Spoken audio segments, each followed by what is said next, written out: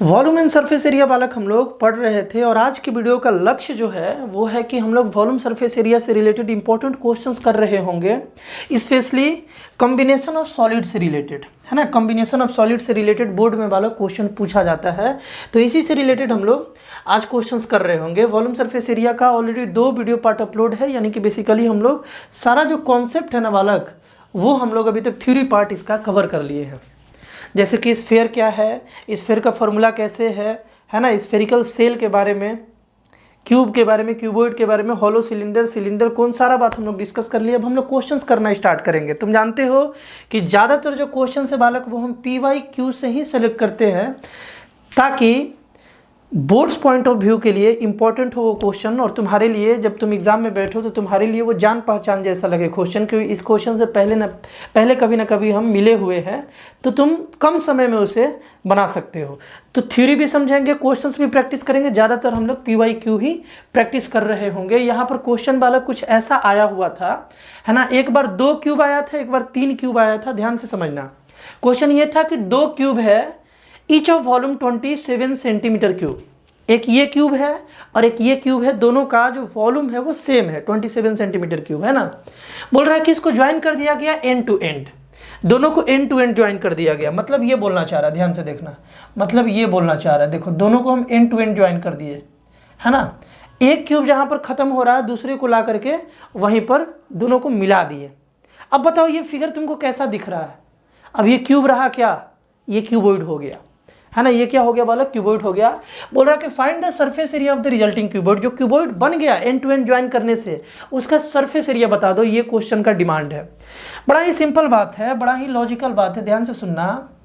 हम क्या बोल रहे हैं कि अगर ये दोनों क्यूब का वॉल्यूम सेम है तो ये दोनों का साइड भी सेम होगा ना। पहले इसका साइड निकालते हैं, लेट कर लेते हैं बालक, लेट साइड भी A सेंटीमीटर, सेंटीमीटर में है यहाँ तो सेंटीमीटर बालक हम लोग लेट कर लेंगे। साइड को हम लोग A सेंटीमीटर मान लिए, तो इसका भी साइड जो है वो A सेंटीमीटर हो गया, इसका भी A सेंटीमीटर हो गया। बात क्लियर है ना। तो यार वॉल्यूम जो है ना, वॉल्यूम जो है ये दिया हुआ है 27 सेंटीमीटर क्यूब, और वॉल्यूम हम लोग जानते हैं जो भी साइड है उसका क्यूब कर देने पर वॉल्यूम मिल जाता है। तो इस इक्वेशन से बालक हम लोग इजीली साइड तो निकाल ही सकते हैं ना। इस इक्वेशन से साइड A लेट किए थे, A का क्यूब कर दिए तो वॉल्यूम आना चाहिए, और यहाँ से हम लोग साइड निकाल लेंगे। और अगर साइड निकल गया तो यार इजीली हम लोग सरफेस एरिया भी बता देंगे। साइड निकालते हैं। देखो A का जो वैल्यू है वो इधर क्यूब रूट आएगा बालक, तुम जानते हो ऐसा, है ना। ये क्यूब रूट आ जाएगा क्योंकि क्यूब था। तो यहाँ से बालक इसको सॉल्व करोगे तो ये 3 × 3 × 3, यानी कि क्यूब रूट है तो 1 बाहर आएगा 3 के बदले, तो यहाँ से 3 सेंटीमीटर इसका साइड हो जाएगा। साइड जो है वो 3 सेंटीमीटर हो गया। अब इसको थोड़ा सा ज्वाइन करके देखते हैं। देखो क्या हुआ बालक, देखो ध्यान से, एंड टू एंड ज्वाइन कर दिए इस तरीके से। अरे हो जाओ, हाँ ठीक ना, एंड टू एंड इस तरीके से बालक हम लोग ज्वाइन कर दिए। अब तुम देखो ध्यान से कि समझना, यहीं पर कॉन्सेप्ट छुपा हुआ है। अगर 3 क्यूब भी बोल देना तो यही काम करना है। हम बोल रहे हैं कि देखो ये जो साइड है, यहाँ से यहाँ तक जो साइड है, ये बालक A था तो ये 3 बन गया, और यहाँ से यहाँ जो साइड था बालक ये भी तो A था, ये भी तो A था, ये भी तो 3 बन गया ना।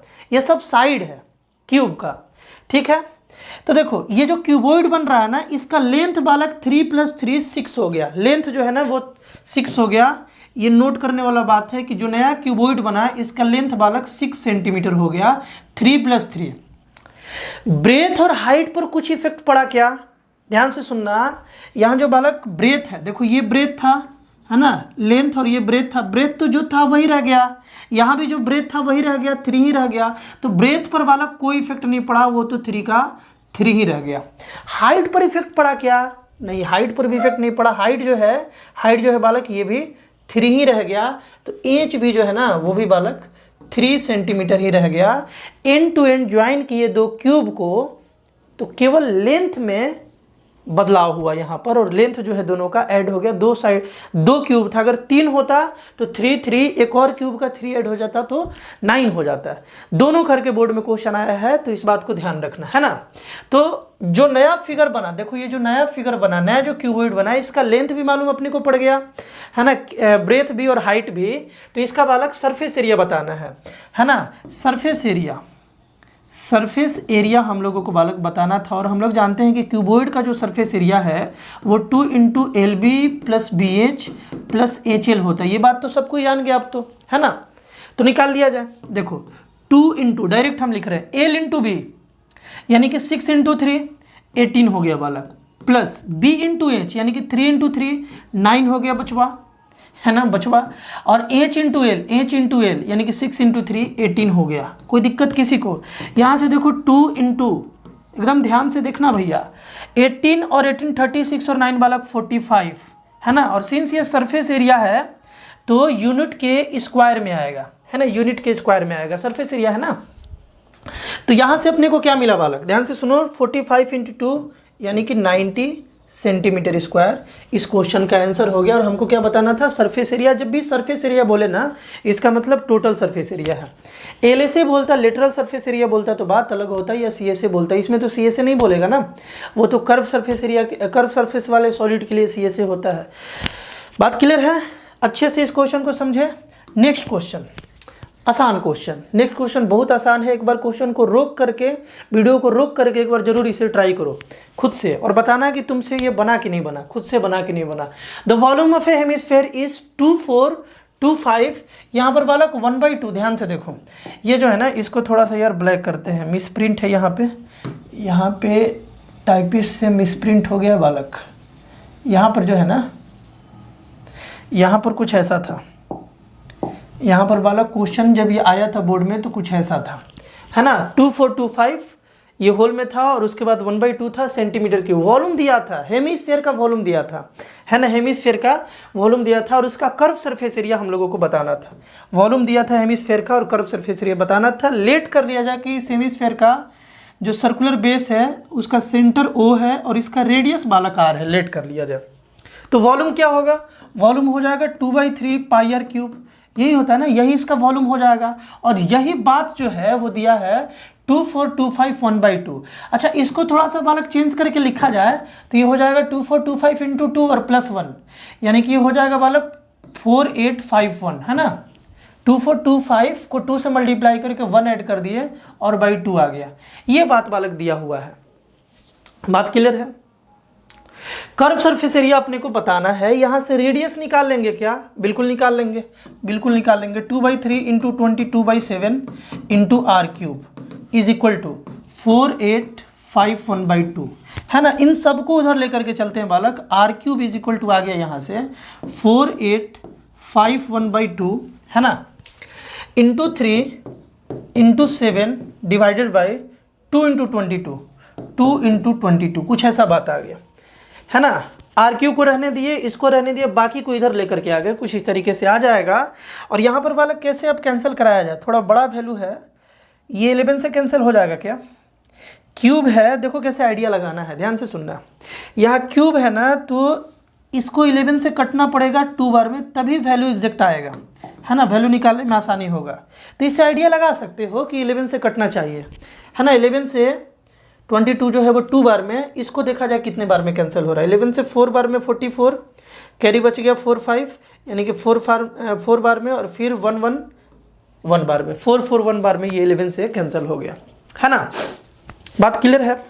ठीक है भैया, क्लियर है। तो r का जो वैल्यू है ना, ये क्यूब रूट आ जाएगा फिर से, क्योंकि यहाँ पर क्यूब था ना, क्यूब रूट आ जाएगा। अच्छा, 441 को हम लोग क्या लिख सकते हैं? 441 को लिख सकते हैं बालक 21 × 21, है ना, और × 3 × 7, और बाई नीचे में 2 × 2 × 2, 2 × 2 × 2। बात तो क्लियर हो रहा होगा, है ना। हम ये बोल रहे हैं कि इस 21 को देखो, इस 21 को हम लोग 3 × 7 लिख सकते हैं ना। 21 को 2 बार है 21, तो हम ये बोल रहे थे ना कि 2 बार 21 है ना, तो हम लोग इसको 3 × 7 × 3 × 7, देखो ये भी 21, ये भी 21। बात क्लियर है? क्यूब रूट का मतलब है कि तीन बना लो, 3 को कलेक्ट कर लो और उसमें से 1 निकाल लो, ये बात है ना क्यूब का मतलब। तो r का जो वैल्यू है बालक, यहाँ लिख रहे हैं r का जो वैल्यू है वो आ गया, देखो यहाँ से 1 3, कलर थोड़ा बदल लेते हैं बालक, देखो 1 3 और 1 3, इसके बदले में 1 3 बाहर आ जाएगा। 7 7 और 7, 3 7 के बदले में बालक एक 7 बाहर आ जाएगा और यहाँ से 2 2 2 नीचे में भी एक 2 बाहर आ जाएगा और ये रूट जो है, क्यूब रूट जो है बालक, ये हट जाएगा। तो r का जो वैल्यू है वो आ गया 21/2। r निकल गया, रेडियस निकल गया इस हेमिस्फीयर का। अब तुमको बताना है curve surface area. Curve surface area इसका क्या होगा, बड़ा ही सिंपल है। कर्व सरफेस एरिया होता है, कर्व सरफेस एरिया बालक क्या होता है, 2 पाई आर होता है ना, 2 pi r square, sorry 2 pi r square बालक हेमिस्फीयर का कर्व सरफेस एरिया होता है ना। इसको याद कर सकते हो ऐसे कि 4 पाई आर स्क्वायर स्फीयर का होता है और हेमिस्फीयर मतलब आधा, तो उसका केवल सर्कुलर पार्ट यानी कर्व सरफेस एरिया निकालना है। तो स्फीयर का अगर 4 पाई आर स्क्वायर है तो हेमिस्फीयर का 2 पाई आर स्क्वायर हो जाएगा। तो ये बात निकालना है। आर हमको मालूम है, निकाल लेते हैं।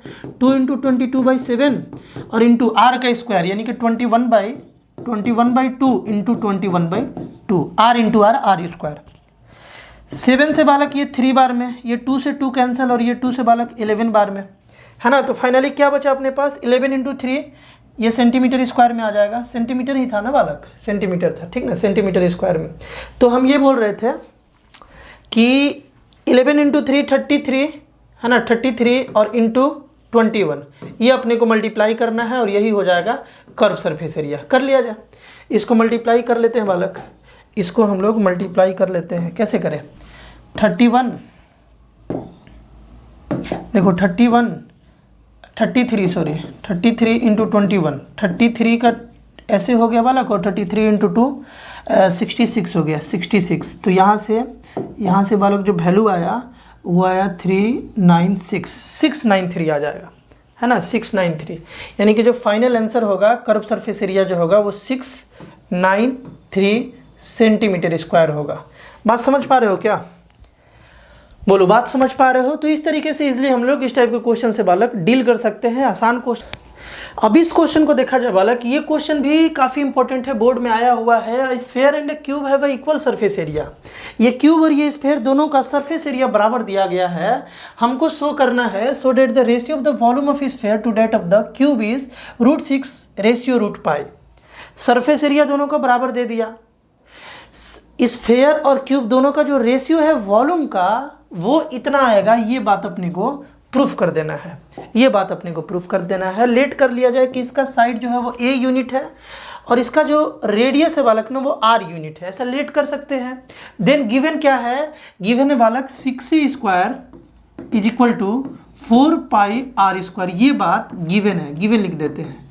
ये बात क्वेश्चन में गिवन है कि सरफेस एरिया दोनों का बालक बराबर है। ये क्यूब का सरफेस एरिया हो गया और ये स्फीयर का सरफेस एरिया हो गया 4 पाई r², ये दोनों बालक इक्वल है। अब क्या किया जाए, वॉल्यूम का रेशियो बताना है। वॉल्यूम का रेशियो बताने का मतलब क्या है, ध्यान से सुनना। वॉल्यूम का रेशियो बताने का, और स्फीयर वाला पहले लिखना है ना, स्फीयर टू क्यूब बताना है ना। तो रिक्वायर्ड वॉल्यूम हम यहाँ लिख देते हैं, रिक्वायर्ड वॉल्यूम, रिक्वायर्ड रेशियो ना बालक, रिक्वायर्ड रेशियो ऑफ वॉल्यूम। जो जरूरत है रेशियो वॉल्यूम का वो कितना आ जाएगा बालक, वो आ जाएगा, पहले स्फीयर का लिखा जाए 4/3 पाई r³ हो गया और नीचे में हो जाएगा बालक a³। ये निकालना है। इसका ये सॉल्व करके ये आना चाहिए। हम एक बात बोल रहे थे कि अगर इस a का वैल्यू हम लोग यहाँ से r के टर्म में कन्वर्ट कर ले या r के टर्म में निकाल ले तो इस रेशियो का वैल्यू इतना लाना इजी हो जाएगा अपने लिए, है ना। तो जो गिवन इन्फॉर्मेशन है यहाँ से a का हम वैल्यू निकालने का कोशिश कर रहे हैं। देखो a² = ये 6 इस साइड आएगा तो 4/6 पाई r² हो जाएगा, है ना। ये 2 बार में बालक, ये 3 बार में, यानी कि 2/3 पाई r² आ गया। किसका वैल्यू, a² का वैल्यू। a का वैल्यू अगर निकालना चाहें तो ये √2/3, ध्यान से देखना बालक, इसके कैलकुलेशन, क्वेश्चन तो बड़ा सिंपल था, कैलकुलेशन जो है ना वही थोड़ा सा था, थोड़ा पेचीदा था, बहुत बच्चे इसमें स्ट्रगल किए थे। तो इसका कैलकुलेशन ध्यान से देखना, 2/3 यहाँ पाई और r² हो जाएगा, ये स्क्वायर इस साइड गया तो रूट में आ गया। a का वैल्यू बालक देखो, r² के बदले एक r तो निकल जाएगा और यहाँ पर 2/3 पाई रूट ही में रह जाएगा, है ना, क्योंकि इसका पेयर नहीं बन रहा है। तो ये बालक आ गया a का वैल्यू, ये a का वैल्यू आ गया। यहाँ पुट कर देते हैं, वॉल्यूम का रेशियो निकाल रहे थे ना, तो यहाँ पर हम लोग पुट कर देंगे 4/3 पाई r³। एकदम ध्यान से देखना, a का क्यूब है, मतलब इसका क्यूब है, इसका क्यूब है ना। तो इसका क्यूब करोगे 3 बार मल्टीप्लाई करना पड़ेगा, 2/3 पाई है ना, into R into root 2/3 pi, root में है पाई, और आर जो है ये बालक बाहर है। एक बार हो गया, 2 बार हो गया, एक बार और क्योंकि क्यूब था है ना। तो 2/3 पाई, ये पाई है बालक, पाई लिख दिए, और इंटू आर, आर तो बाहर है ना। हम ये बोल रहे थे कि देखो ये वाला आर और ये वाला आर और ये वाला आर तीनों मल्टीप्लाई होगा तो आर क्यूब हो जाएगा है ना। तो ये आर क्यूब के साथ ऊपर नीचे कैंसिल हो जाएगा कि नहीं हो जाएगा, आर क्यूब कैंसिल हो गया। बचा क्या फिर अपने पास, देखो ये 4/3 तो बच ही रहा है, पाई भी बच रहा है, लेकिन वो भी कैंसिल होने वाला है। ध्यान से देखोगे, देखो ये रूट है और ये रूट जब 2 बार मल्टीप्लाई होगा, ध्यान से सुनना है, ये और ये जब मल्टीप्लाई होगा तो रूट तो हट जाएगा ना। रूट 2 बार मल्टीप्लाई हो तो रूट हट जाता है। तो इन दोनों को मल्टीप्लाई करके हम लोग लिख सकते हैं 2/3 इंटू पाई, लिख सकते हैं ना। इसका कोई पेयर नहीं बना, यहाँ तो रूट का पेयर बन गया तो बाहर आ गया, रूट हट गया। इसका नहीं बना तो ये तो रूट ही में रह जाएगा ना बालक, 2/3 पाई ये रूट में रह जाएगा। यहाँ देखो पाई से पाई बालक कैंसिल हो गया, 3 से 3 कैंसिल हो गया, 2 से 4 2 बार में कैंसिल हो गया। फाइनली अपने पास जो बचा वो है बालक, ध्यान से सुनना, वो है 2 डिवाइडेड बाई, ध्यान से देखना, 2 डिवाइडेड बाई, 2 को डिवाइड कर रहा है, क्या डिवाइड कर रहा है, 2/3 पाई रूट के अंडर। इसी को अगर हम लिखना चाहें तो लिख सकते हैं 2 इंटू ये जो √3 है इसको हम लोग ऊपर ले जाएंगे, मल्टीप्लिकेशन होगा, डिवाइड मल्टीप्लिकेशन में चेंज होगा तो ये ऊपर जाएगा, √3 ऊपर चला गया, और √2 इंटू रूट पाई जो है ना बालक ये नीचे आ गया, ये बालक नीचे आ गया क्योंकि ये ऊपर में था है ना। अलग अलग करके रूट में तो लिख ही सकते, इतना बेसिक तुमको आना चाहिए। अब देखो ध्यान से, इस 2 को हम लोग √2 इंटू √2 लिख सकते हैं क्या, नीचे वाले √2 को हटाने के लिए इस 2 को हम लोग √2 इंटू √2 लिख सकते हैं, और इंटू √3 आ गया, और डिवाइडेड बाई देखो √2 इंटू रूट पाई। हम बोल रहे थे ये और ये कैंसिल हो गया है ना, ये और ये कैंसिल हो गया, तो फाइनली अपने पास क्या बचा, √2 इंटू √3 यानी कि √6 बच गया, और रूट पाई नीचे में बच गया। और यही बात बालक तुमको प्रूफ करना था, तुम देख सकते हो √6 रेशियो रूट पाई, और यही बात आ गया √6 रेशियो रूट पाई है ना।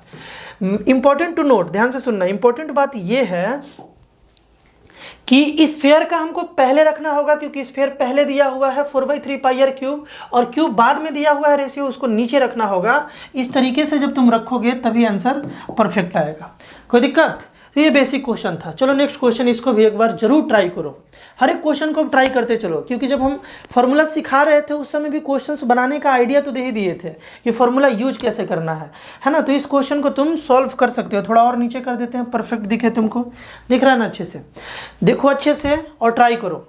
एक बार रो करके वीडियो को फिर सोल्यूशन देखना। हम बताना स्टार्ट कर रहे हैं है ना, हम बताना बालक स्टार्ट कर रहे हैं।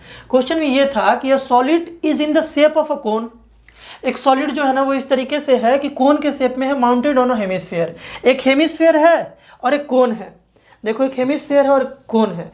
कोन जो है ना ये हेमिस्फीयर के ऊपर है, ऐसे देखो कुछ ऐसा शेप लेगा बालक है ना, कुछ ऐसा शेप लेगा। एक हेमिस्फीयर है, इसके ऊपर कोन है, कॉम्बिनेशन ऑफ सॉलिड हुआ कि नहीं हुआ, ऐसे ही बोर्ड में क्वेश्चन आता है ना। बोल रहा है ना कि इस टाइप से एक सॉलिड है, बोला जा रहा है कि if the curve surface area, if the curve surface area of the hemispherical part and the conical part are equal. देखो जो कर्व सरफेस एरिया है ना बालक, इसका और इसका, कोन का जो घुमावदार एरिया है और स्फेयर का जो बालक घुमावदार एरिया है, ये दोनों इक्वल है। सॉरी हेमिस्फेयर है ना, हेमिस्फेयर का जो घुमावदार यानी कि कर्व सरफेस एरिया है वो दोनों इक्वल है, और कोन का भी इक्वल है। कोन का कर्व सरफेस एरिया क्या होता है बालक, πRL होता है।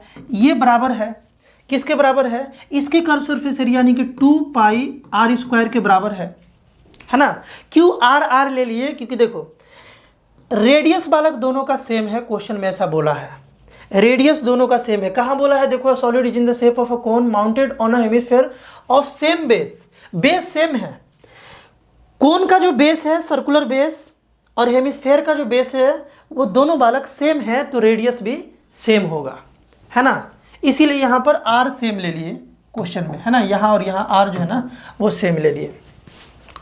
इस तरीके से अपने को बात गिवन है और हमसे पूछा है ना। देखो ये तो कोन का रेडियस है, ये बालक एच हो गया, है ना, एच हो गया। और स्लैंट हाइट तुम जानते हो ये एल है ना, ये बताए थे हम कॉन्सेप्ट में। हम तुमको ये भी बता दिए थे कि एल का जो वैल्यू है वो root under H square plus R square होता है। पाइथागोरस का यूज करके अभी भी तुम समझ सकते हो, एल का जो वैल्यू है ना वो H square plus R square का रूट आ जाएगा। ये बात, ये इतना हम लोग डिस्कस किए थे। क्वेश्चन देखा जाए क्या बोला जा रहा है, बोला जा रहा है find the ratio of the radius and the height of the conical part. यानी कि बेसिकली आर और एच का रेशियो बताना है, आर और एच का रेशियो बताना है। कैसे बताया जाए, यहीं से बताएंगे, ध्यान से सुनना। पाई आर, एल के प्लेस पर हम लोग root under H square plus R square लिख लेंगे। तुम बोलोगे क्यों लिखेंगे भैया, क्या ज़रूरत है लिखने का, सही था, नहीं सही था। ये जो गिवन चीज़ है अपने पास, यहाँ पर अगर तुम ध्यान से देखो तो एच कहीं है ही नहीं और हमें हाइट लाना है क्वेश्चन में, इसलिए एल को हम लोग रिप्लेस कर लेंगे। इसका यूज नहीं है एल के बारे में, यानी स्लैंट हाइट के बारे में क्वेश्चन में कोई डिस्कशन नहीं है, यानी इसको रिप्लेस भी कर दे तो कोई दिक्कत नहीं है। हम बोल रहे थे कि पाई और पाई वाला कैंसिल हो गया, एक आर से एक आर कैंसिल हो गया, यानी कि इस साइड बच गया 2r, है ना, और इस साइड बच गया H square plus R square, कुछ ऐसा बच गया। यहाँ तक बात क्लियर है। स्क्वायरिंग बोथ साइड कर ले तो इधर से रूट हट जाएगा, है ना, और इधर से 4r स्क्वायर आ जाएगा, इसको स्क्वायर कर दिए, 2 का स्क्वायर 4r का स्क्वायर आर स्क्वायर। इस आर स्क्वायर को इस साइड ले जाएं तो एच स्क्वायर का वैल्यू बालक 3r स्क्वायर हो गया, आर स्क्वायर इधर गया तो माइनस हो गया, 4r square minus are square यानी कि 3r स्क्वायर।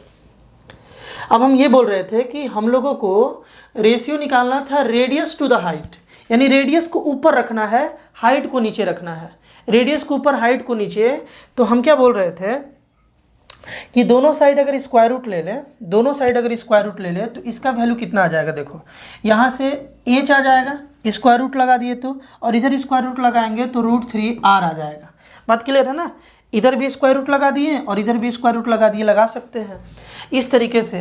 अब √3 को इधर भेजेंगे तो 1/√3 हो जाएगा ना बालक, या तुम बोल सकते हो अगर ना समझ में आए तो h/√3 हो जाएगा, है ना, इज इक्वल टू आर। अब एच को इधर भेज दे तो 1/√3 इज इक्वल टू r/h हो जाएगा, और r/h ही तुमसे पूछा था, रेडियस और हाइट का रेशियो पूछा था, r/h जो है वो 1/3 आ गया, यही इसका फाइनल आंसर आ गया। समझ गए ना, 1/√3, कोई दिक्कत। तो इस तरीके से आसानी से हम लोग बना सकते हैं बालक, कोई खास बात नहीं है। अब इस क्वेश्चन को देखा जाए बालक, ये क्वेश्चन भी काफ़ी इंपॉर्टेंट है, ये भी PYQ है, इसको भी एक बार यार ट्राई जरूर कर लो। A vessel is in the form of a hemispherical bowl mounted by a hollow cylinder, है ना, मतलब कि एक बर्तन इस तरीके से है, ध्यान से समझना कि एक सिलेंडर है, सिलेंडर के ऊपर जो है ना इस तरीके से हेमिस्फेरिकल बॉल लगाया गया है ना, ऊपर लगा लो या नीचे लगा लो, बात तो सेम है। इस तरीके से the diameter of a hemisphere is 14 centimetre, जो हेमिस्फेयर का डायमीटर है। अब देखो माउंटेड है तो जो बालक हेमिस्फेयर का डायमीटर होगा वही सिलेंडर का डायमीटर होगा, बात समझ रहे हो ना। माउंटेड है, इस तरीके से एक सिलेंडर था, उसके ऊपर एक हेमिस्फेयर रखा गया है, तो जो इसका डायमीटर होगा वही इसका होगा। डायमीटर 14 है, डायमीटर जो है वो 14 है, इसका मतलब रेडियस 7 हो जाएगा, है ना, इसका भी रेडियस 7, इसका भी रेडियस 7, ये बात तो अपने को मिल गया। And the total height of the vessel is 13 centimetre, vessel का टोटल जो हाइट है ना वो 13 सेंटीमीटर है, ये 13 सेंटीमीटर दिया हुआ है, ध्यान से समझना इसको, है ना। ये टोटल हाइट बर्तन का बालक 13 सेंटीमीटर दिया हुआ है, बहुत ही ईजी कॉन्सेप्ट है, ध्यान से समझना। हम ये बोल रहे थे कि यहाँ से यहाँ तक 7 हो गया, है ना, ये भी तो 7 हो गया ना, ये सेंटर O था, मान लो ये सेंटर O था, तो O से ये भी तो रेडियस है, ये भी रेडियस है, ये भी रेडियस है, ये भी रेडियस है, तो ये 7 तो ये भी 7। तो अगर ये 7 है और ये पूरा 13 है तो हम लोग सिलेंडर का हाइट निकाल सकते हैं क्या, ये 7 और ये पूरा 13, तो इसको 6 होना पड़ेगा तब ना, 6 और 7 मिलकर 13 होगा। यानी कि सिलेंडर के लिए अगर बात किया जाए, 4 सिलेंडर, है ना, सिलेंडर के लिए अगर बात किया जाए तो अपने को मिल गया बालक एच जो है वो 6 सेंटीमीटर मिल गया, सेंटीमीटर में ये भी होगा, है ना, एच जो है वो हाइट जो है वो 6 सेंटीमीटर मिल गया, है ना। और इसका रेडियस जो है बालक वो वही होगा, यानी कि 7 होगा, रेडियस इसका 7 सेंटीमीटर मिल गया। यहाँ तक बात क्लियर है। और हेमिस्फेयर का जो है, हेमिस्फेयर का 4 हेमिस्फेयर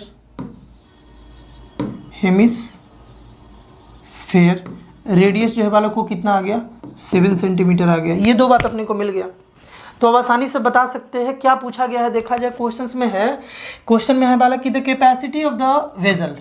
कैपेसिटी जब भी किसी भी वेजल का या किसी भी सॉलिड का पूछे, इसका मतलब उसका वॉल्यूम पूछ रहा है। कैसे वॉल्यूम पूछ रहा है, ध्यान से सुनो।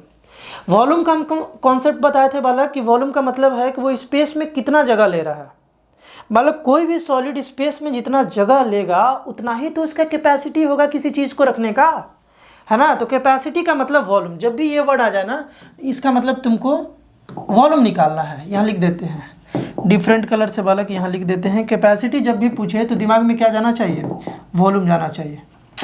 अरे भैया चेंज ना हो जाओ, हाँ वॉल्यूम निकालना।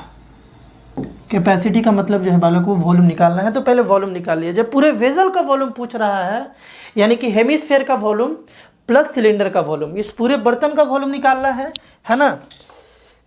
देखो पूरे बर्तन का वॉल्यूम निकालना है, इसका मतलब ये हुआ, लिख देते हैं बालक पूरा बात कि volume of the vessel is equal to, vessel का जो बालक वॉल्यूम होगा वो क्या होगा, वो होगा बालक इसका वॉल्यूम, यानी कि कितना था बालक, हेमिस्फेयर का वॉल्यूम हमको बता दो। स्फेयर का 4/3 तो हेमिस्फेयर का 2/3। बात क्लियर है ना, इसी तरीके से याद रखोगे। 2/3 या पहले लिख लेते हैं 2/3 पाई r⁵, ये हेमिस्फेयर का हो गया, है ना। और इसमें हम लोग बालक प्लस कर देंगे सिलेंडर का वॉल्यूम, और सिलेंडर का वॉल्यूम कितना होता है बालक, πr²h, है ना, πr²h। अब इसको स्मार्टली सॉल्व करेंगे हम लोग। पाई और आर बालक कॉमन ले लेंगे, πr² कॉमन ले लेंगे, πr² हम लोग कॉमन ले लिए, है ना, ताकि बार बार उसे ना मल्टीप्लाई करना पड़े। πr² को हम लोग कॉमन ले लिए, तो यहाँ से बालक बच रहा है 2/3 इंटू आर प्लस एच बच रहा है। तो एच जो है ना यहाँ पे वो 6 है बालक, तो यहाँ हम लोग 6 पुट कर लेंगे, है ना। एच जो है वो सिलेंडर का हाइट है, उसका तो हेमिस्फेयर का तो रेडियस है ना। बात क्लियर है। अब इसको सॉल्व करना है, तो 22/7 इंटू 7, क्योंकि रेडियस जो है बालक दोनों का वो 7 है, और यहाँ पर 2/3 इंटू 7 प्लस 6, इसको सॉल्व करना है। चलो आगे देखा जाए। यहाँ पर बालक 7 से 7 ये कैंसिल हो गया, 22 इंटू 7 यानी कि ये आ जाएगा बालक 154 आ जाएगा। 154 इंटू, ध्यान से देखोगे, 14/3 प्लस 6 यहाँ पर आ रहा है बालक, यानी कि 154 इंटू यहाँ पे 3 अगर एलसीएम ले लिया जाए तो 18 और 14 बालक, 18 और 14 आ जाएगा, 14 प्लस 18। अब इसको यार तुम सॉल्व कर सकते हो, है ना। इसको सॉल्व कर लेना, 154 इंटू 14 प्लस 18, 14 प्लस 18 को क्या लिख सकते हो, यहाँ पर फाइनली आ जाएगा 154 इंटू 8 4 12 का 2 कैरी 1 और 1 और 1 यानी कि 332 आ जाएगा बाई 3। ये 3 से कैंसिल होगा क्या, 154 नहीं कैंसिल होगा, है ना। सिंस ये कैपेसिटी का बात था तो ये सेंटीमीटर क्यूब में आ जाएगा, क्योंकि वॉल्यूम निकाल रहे थे हम लोग, है ना। तो इसका वॉल्यूम ऑफ द वेजल जो बालक ये इतना कुछ आएगा, इसको सॉल्व कर लेना। ये डेसिमल में आंसर आ रहा होगा, इतना तो यार कर ही सकते हो, कैलकुलेट कर ही सकते हो, है ना। अपना आंसर जो है कमेंट कर लेना, हम बता देंगे सही बनाए हो या नहीं बनाए हो। अब बात है कि इसी का inner surface area of the vessel पूछ रहा है, अंदर वाला सरफेस एरिया पूछ रहा है। मतलब तुमसे क्या पूछ रहा है, सरफेस एरिया अंदर से। इसका मतलब ये है कि तुमसे यहाँ पर कर्व सरफेस एरिया दोनों का पूछ रहा है। इसका अंदर से सरफेस एरिया और इसका अंदर से सरफेस एरिया, और ये हॉलो सिलेंडर होगा, है ना। ये बालक हॉलो सिलेंडर होगा, तभी तो उस पर आएगा, तभी तो वो एक वेजल बन पाएगा। तो ये हॉलो सिलेंडर है, तो इसका अंदर का कर्व सरफेस एरिया निकाल लो और इसका कर्व सरफेस एरिया निकाल लो, दोनों को ऐड कर लो, तो टोटल बर्तन का, टोटल वेजल का जो है वो कर्व सरफेस एरिया निकल जाएगा। तो कैसे निकालोगे curve surface area, curve surface area of the hemisphere क्या होता है बालक, 2πr² होता है, 2πr² होता है। ये curve surface area of the hemisphere हो गया, और प्लस 2πrh जो है वो सिलेंडर का कर्व सरफेस एरिया होता है। ये दोनों को सॉल्व कर लोगे, आंसर आ जाएगा। यहाँ से भी हम लोग 2π पहले कॉमन ले लेंगे, r भी कॉमन ले लेंगे, सही रहेगा अपने लिए, और यहाँ पर हम लोग r प्लस h कर लेंगे। कोई दिक्कत, 2πr² ये तो हेमिस्फेयर का हो गया ना, और यहाँ पर 2πrh जो है बालक वो किसका हो गया, सिलेंडर का हो गया। अब इस तरीके से यहाँ पर हम लोग 2 इंटू 22/7 और इंटू 7, और यहाँ पर बालक 7 प्लस h कितना है, h अपने पास 6 है बालक, है ना। h जो है वो 6 है। इस तरीके से 7 से 7 यहाँ पर कैंसिल हो गया, 7 से 7 जो है ना, 7 से बालक 7 कैंसिल हो गया। 22 इंटू 2 जो है वो 44 हो गया, और 44 इंटू 13 इसको बालक तुम मल्टीप्लाई कर लोगे तो सेंटीमीटर स्क्वायर में इसका कर्व सरफेस एरिया इजीली तुम निकाल लोगे। कोई दिक्कत बालक। अब ये जो क्वेश्चन है पिछला क्वेश्चन ऐसे से समझ गए। ये जो क्वेश्चन है बालक ये वीवीआई क्वेश्चन है, वीवीआई क्वेश्चन है, गुलाब जामुन वाला क्वेश्चन, एनसीईआरटी में भी है। ये वीवीआई क्वेश्चन है, बहुत बार बोर्ड पूछा हुआ है और बड़ा ही मज़ा आता है इस क्वेश्चन को बताने में भी, सीखने में भी तुमको भी मज़ा आएगा। लेकिन हम चाहेंगे तुम समझ गए होगे हम क्या चाहेंगे कि इस क्वेश्चन को बालक तुम अच्छे से ट्राई करो, ट्राई करके इसका आंसर जो है बालक वो कमेंट करो। अगले वीडियो पार्ट में हम इस क्वेश्चन को जरूर बताएंगे, है ना। इस क्वेश्चन को जरूर ट्राई करना, एक बार पूरे मन से ट्राई करना, कोशिश करना तुम खुद बना लो। वैसे हम इसका सोल्यूशन अगले वीडियो पार्ट में बताएंगे, है ना। पार्ट 3 बालक वॉल्यूम सरफेस एरिया का कंप्लीट हुआ। अगले वीडियो पार्ट में हम लोग सीखेंगे कि कैसे एक सॉलिड को दूसरे सॉलिड में कन्वर्ट किया जाता है, तो उस समय उसके सरफेस एरिया में क्या चेंजिंग आता है, वॉल्यूम में क्या चेंजिंग आता है, कर्व सरफेस एरिया में क्या बदलाव आता है। ये सारा बात अगले वीडियो पार्ट में बालक डिस्कस करेंगे और उसके बाद फिर हम लोग मूव करेंगे आगे। मिलते हैं बालक हम लोग नेक्स्ट वीडियो में। बाय।